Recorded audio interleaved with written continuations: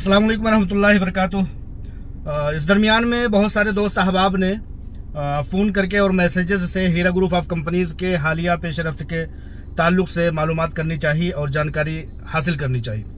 तो मैं बताना चाहता हूं कि लास्ट अभी हियरिंग के बाद, हियरिंग के 4-5 दिनों के बाद, लगभग 1 हफ्ते के बाद हीरा ग्रुप ऑफ कंपनीज़ का ऑर्डर अपलोड किया गया सुप्रीम कोर्ट ऑफ इंडिया के वेबसाइट पर, जिससे कि बहुत सारी चीज़ें वाज़े होकर के सामने आई। सोशल मीडिया के थ्रू जो है लोगों ने एक दूसरे को बताया, लेकिन मुझसे चूंकि लोग सुनना चाहते हैं तो उन लोगों को बताना चाहता हूं कि हीरा ग्रुप ऑफ कंपनीज की 16 प्रॉपर्टीज़ को honourable supreme court of India ने एक रजिस्ट्रार को मुंतखब करते हुए उसकी रजिस्ट्री का हुक्म दिया है, लेकिन उस चीज का मिसयूज करते हुए एजेंसियां एक अलग ही रविश पर चल निकली हैं, एक अलग ही तरीके पर उनकी कार्रवाई चल रही है, एक मनमानी का, जैसा कि बाज एक अदालती कार्रवाइयों में कहा जाता है कि ये एजेंसियां जो है ना वो लगभग गुंडों की तरह से ट्रीट करती हैं।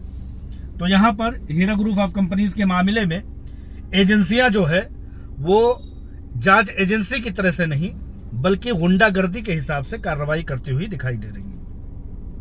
वो किस तरह से, मैं आप लोगों को बताना चाहता हूं, पहले भी बता चुका हूं कि सुप्रीम कोर्ट ऑफ इंडिया ने सिर्फ और सिर्फ 16 प्रॉपर्टीज को ऑक्शन करने के बाद रजिस्ट्रार को रजिस्ट्री की इजाजत दी थी, लेकिन एजेंसियां जो हैं वो अपने मनमाने तरीके से 50 और भी प्रॉपर्टीज को एमएसटीसी की वेबसाइट पर अनाउंस करवा देती हैं कि ये प्रॉपर्टीज ऑक्शन के लिए हाजिर हैं, जबकि सुप्रीम कोर्ट ऑफ इंडिया ने बड़े साफ और वाज़ेह अंदाज में ये कह दिया था कि अभी एजेंसियों ने, सुप्रीम कोर्ट ऑफ इंडिया ने भी कोशिश की थी, सुप्रीम कोर्ट ऑफ इंडिया में ये कोशिश की थी कि और भी प्रॉपर्टीज दी जाए। ऐसी कौन सी दिलचस्पी है, ऐसा कौन सा हिस्सादारी है, ऐसी कौन से मामलात हैं कि वो इतना ज्यादा प्रॉपर्टीज को ऑक्शन करके, उनको नीलाम करके हीरा ग्रुप ऑफ कंपनीज को चोट पहुंचा के हीरा ग्रुप ऑफ कंपनीज की मालियत को तहस नहस करने की कोशिश में और तगदो में लगी हुई है।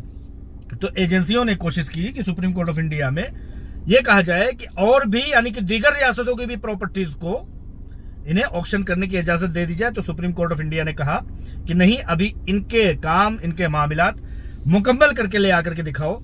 और यह भी कहा गया था कि 7 तारीख को रिपोर्ट दीजिए। अभी आज 10 तारीख हो गई है, 7 तारीख को क्या रिपोर्ट दी गई उसी का मुझे इंतजार था, लेकिन अभी तक चूंकि नहीं आया, लोगों के सवालात बढ़ते जा रहे थे, तो मैंने कहा अपनी अपडेट मैं दे देता हूं। सुप्रीम कोर्ट ऑफ इंडिया ने मजीद और प्रॉपर्टीज को ऑक्शन करने की इजाजत नहीं दी, लेकिन एजेंसियों ने 50 और प्रॉपर्टीज को एमएसटीसी की वेबसाइट पर ऑक्शन की नीलामी के लिए ऐलान कर दिया। ये कहीं ना कहीं मुल्क की मायशत को कमजोर करने की कोशिश है। इन्हीं सब गुंडागर्दियों की वजह से आज हमारे मुल्क में बैरून ममालिक के इन्वेस्टमेंट जीरो हो गए हैं। हमारा मुल्क दुनिया में सबसे बड़ा कर्जदार हो चुका है। हमारा मुल्क करप्शन के बहुत आला मेयार पर कायम हो चुका है। ये पता नहीं अदालतों को बदनाम करने की कोशिश है, ये पता नहीं हुकूमतों को बदनाम करने की कोशिश है। हुकूमतें कोशिश करती हैं कि सारी चीजें बड़े अच्छे तरीके से चलें, लेकिन इस तरह के ऑफिसर और इस तरह की एजेंसियां और कुछ सरकारी ऑफिसरान चाहते हैं कि उनके हुकूमतों की कोशिशों पर, अच्छा करने की कोशिशों पर पानी फेरते रहें।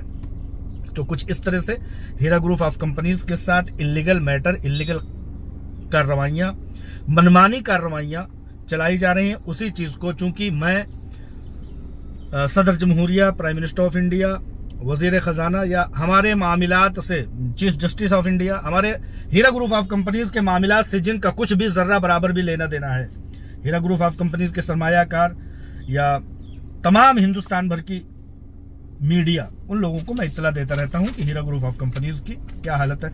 मेरी कोशिश यह है कि जर्रा बराबर भी कोशिश, एक बिल्डिंग में एक ईंट की जगह आप जो होती है वो कोशिश करते रहिए।